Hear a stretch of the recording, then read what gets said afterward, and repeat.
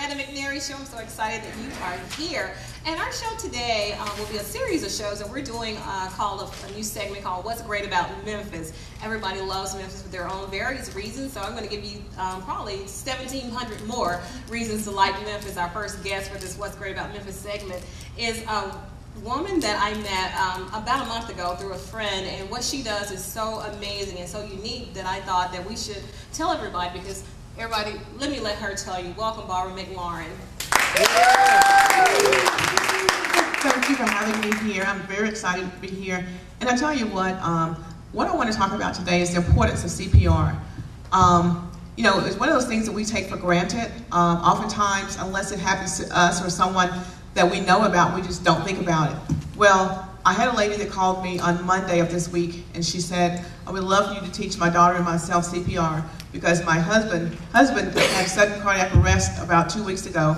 Her daughter had never had any training. Her daughter is 26 years old, and she tried her best to do CPR. She didn't really know what she was doing. Her husband did not survive, as a result, you know, they are now saying we need to learn how to do CPR.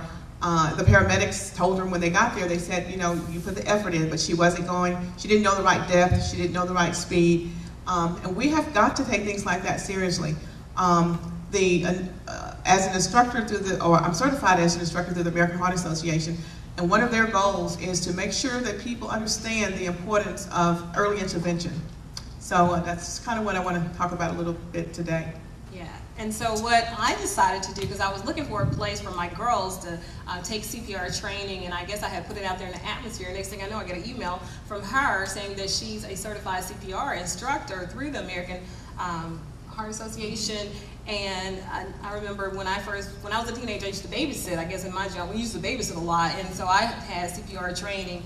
And I only had one incident where I really had to try to use it years later, and that's another show, I'll tell you about that, but that didn't end good either. So I thought it would be so awesome for us to present information to the public that can potentially save somebody's life. Whether you never use it, that would be so awesome if you never had to use it, but what would be more amazing is if you had to use it, that you could.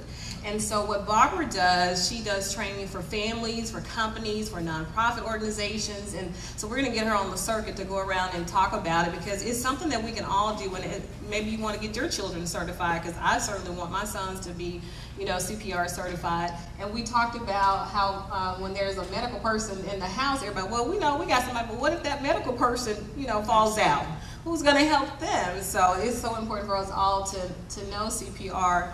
And you don't have to do the whole training where you get certified. There are some actual things that you say with the compressions, you can just get that part of it. Well, yeah, I tell people, even if you only know hands-only CPR, and the difference between hands-only CPR and conventional CPR would be the breathing piece.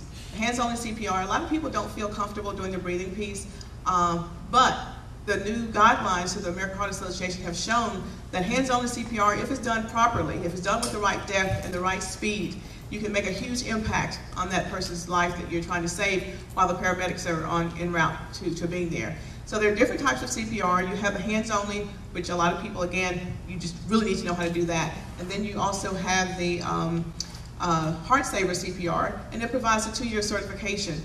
A lot of people need that for their jobs. And then you have the healthcare provider CPR, which is, you know, myself and different healthcare professionals have to have that every 2 years, whether we want to or not. And then again, there's an advanced level of that as well. But for lay people, I tell people, I said, listen, if you want to be certified for your job, it looks good on your resume for people who are applying for jobs at any age. But the main thing is you want to at least know the proper technique, because if you don't, you really don't know what you're doing, then you're not really making any impact on that person's life. Because when she was telling me how deep you have to go with those compressions, like 2 inches, or something like that. She was trying to tell me the technical term when we first met.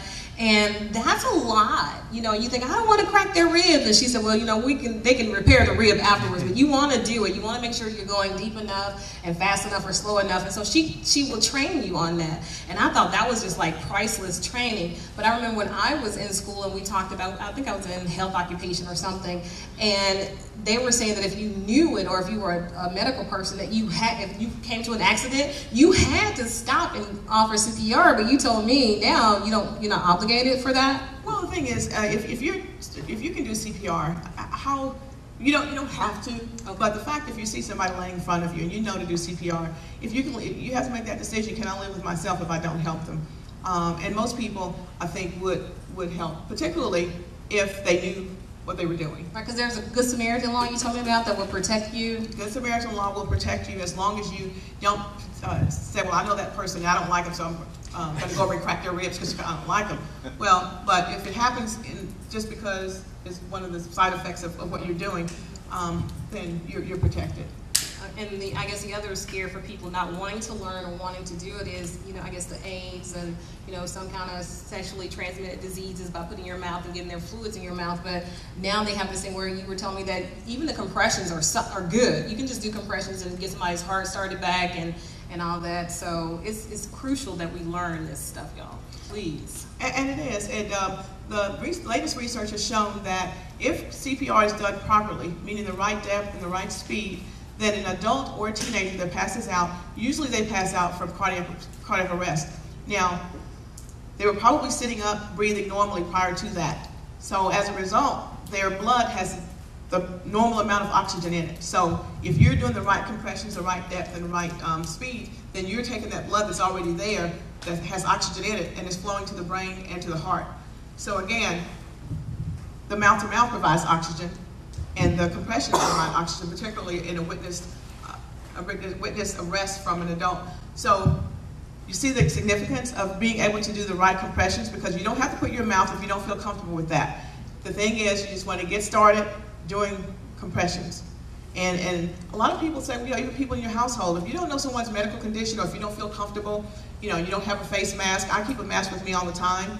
But for people who don't, again, hands only is huge. That's why the Heart Association changed their sequence from ABC, which used to be airway breathing compressions. They changed it to CAB, compressions, airway breathing, because compressions now have proven to be the most important thing to get started on first.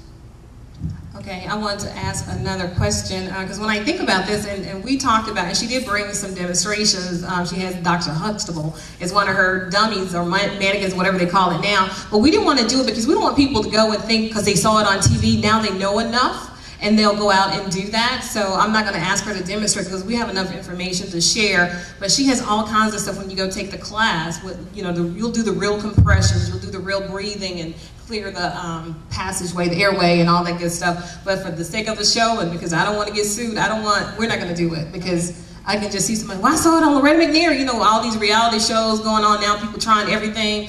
You're not going to say you saw something that didn't work on my show, so we're not going to do that. Yeah. But please call her, and we want to give out your phone number, and we'll have it on the screen when the show airs, and her website and all that good stuff, because she's really, really good. And it only takes, how many hours did you tell me? Well, for the complete whole certification part? It would be less than 4 hours, and you do that every 2 years. And let me just make this point, that 88% of cardiac arrests that happen outside of the hospital, and over 70% happen at home. So the likelihood that if you ever have to do CPR, it'll probably be on someone that you live with, that you love, that you work with. So again, it's huge that you take the time to learn to do that, even if it's just hands only.